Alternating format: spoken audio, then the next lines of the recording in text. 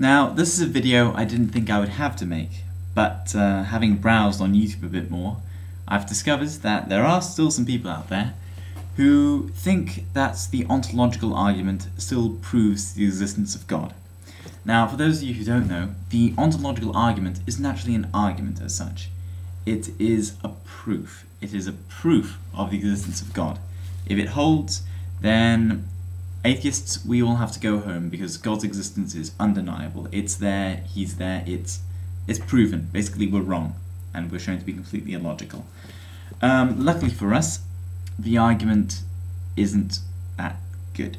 There are three main versions of the ontological argument, and I think I'll probably just do the first in this video. I may go on to the other two in later videos. There's Descartes' argument, there's the improved version of Descartes' argument, and then there is the quite recent version, which is called the minimal modal ontological argument.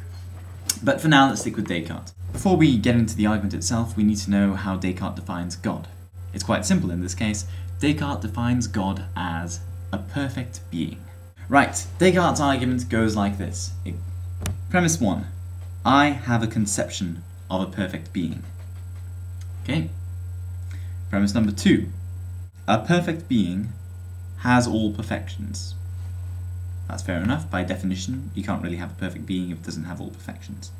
Existence is a perfection, because it is more perfect to exist than not to exist. You may disagree with that, but that's not a main criticism. Let's just stick with this for now. That's fair enough. Okay? Therefore, existence is part of this concept of the perfect being.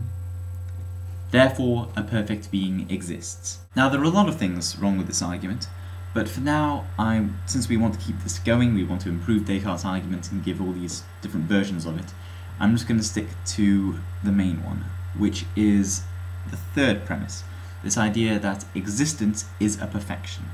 In logic, if we want to ascribe any concept or object, any characteristics or abilities, we have to ascribe it properties.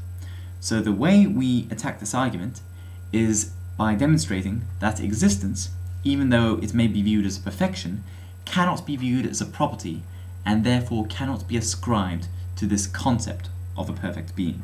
Let's try to construct a suitable counterexample. Let us define an object.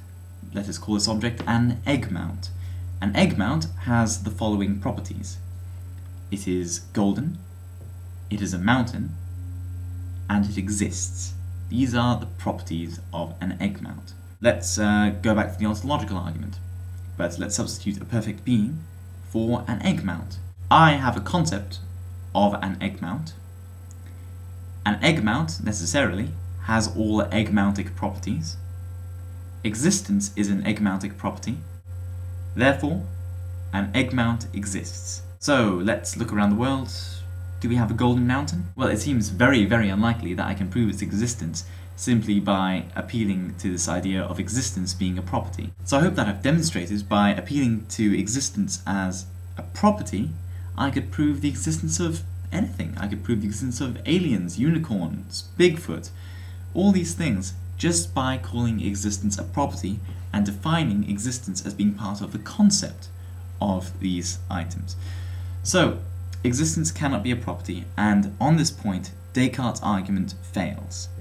Now, in the next video, I'll be showing you how this argument can be resurrected by appealing to the idea of necessary existence, which is different and very distinct from the idea of existence. But that's something for another time, so for now, bye.